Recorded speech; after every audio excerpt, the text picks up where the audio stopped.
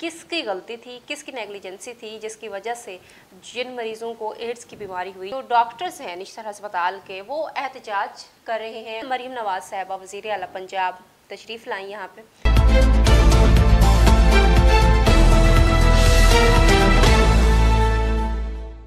आज से कुछ दिन पहले एक खबर आई थी कि मुल्तान के सबसे बड़े अस्पताल निश्तर अस्पताल में जो डायलिसिस मशीन्स के ज़रिए एड्स फैलने का वाक़या था वो सामने आया था। उसके बाद एक तहकीकाती कमेटी बनाई गई। तहकीकाती कमेटी ने एमएस निश्तर और इसके अलावा स्टाफ के 2-3 और मेंबरान को जो है गिल्टी करार दिया था।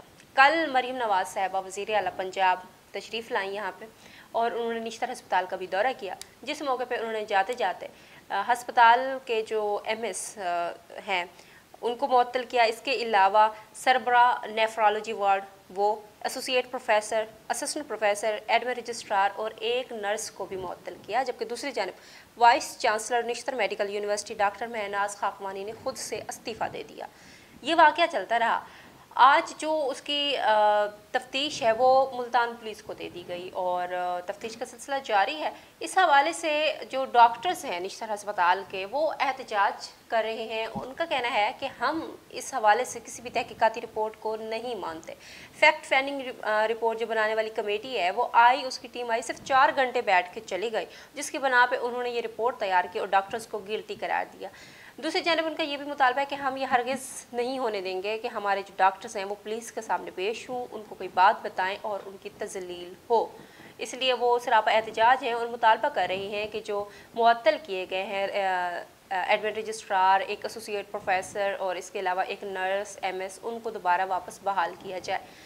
डॉक्टर्स के इस रवैये से एक सवाल अहम जो पैदा होता है, जिस तरह से बाज़ औक़ात जो हमारे वकला हज़रात है वो एहतजाज करने पे मजबूर होते हैं और कानून को अपने सामने घुटने टेकने पे मजबूर करते हैं, तो डॉक्टर्स भी उसी रवैश पे चलने लगे हैं कि हम यानी कि कानून के सामने पेश नहीं होंगे। हम हरगिज़ नहीं बताएंगे कि एड्स फैला तो फैला किसे, किसकी गलती थी, किसकी नेग्लिजेंसी थी जिसकी वजह से जिन मरीज़ों को एड्स की बीमारी हुई जो डायलिसिस करवाने के लिए जाते थे। जबकि ये जो वाक़या सामने आया अभी तक उसकी FIR तक दर्ज नहीं हो सकी है।